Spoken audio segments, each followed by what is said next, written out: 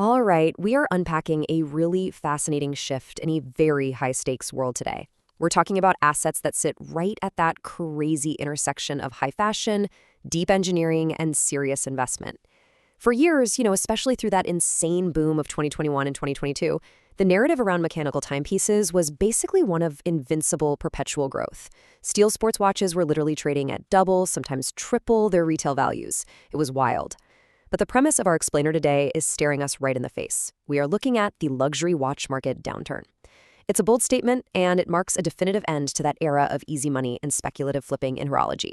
So we're going to break down exactly what this shift means for collectors, for investors, and the industry at large.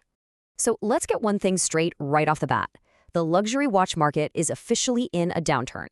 We aren't just speculating about whether things might be slowing down, right? The data dictates that this cooldown is already our reality. Over the past year and a half, we've watched major secondary market indices track a really consistent decline. Think about those highly sought-after models, the Patek Philippe Nautilus or the Audemars Piguet Royal Oak. Well, they've seen their secondary market premiums slashed significantly from those all-time highs.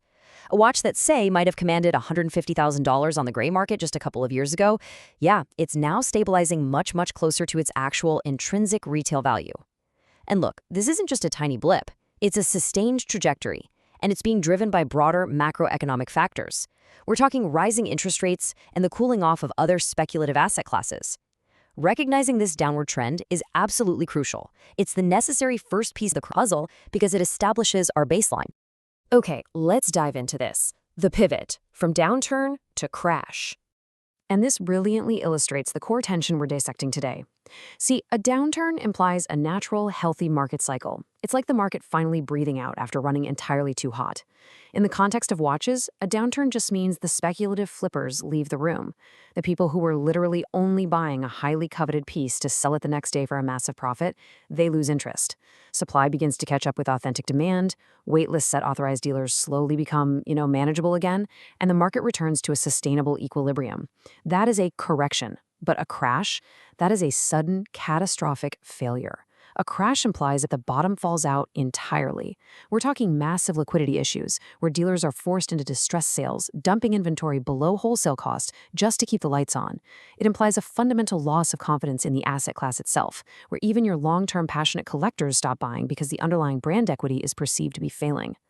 Our source really forces us to weigh these two incredibly different economic realities against one another.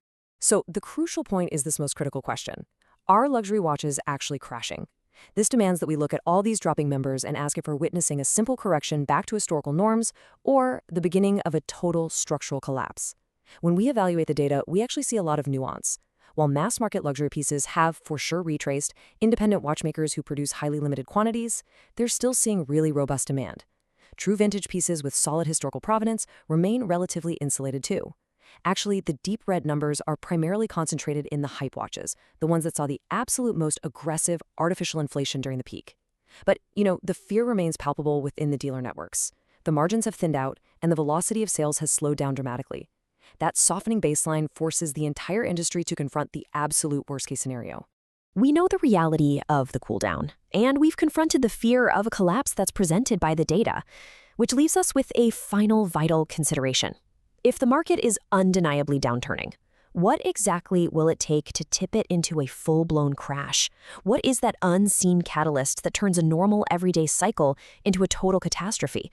Is it going to be a massive liquidation event by over-leveraged gray market dealers, a sudden, deeper macroeconomic shock, or perhaps a sudden shift in the cultural cachet of luxury timepieces entirely?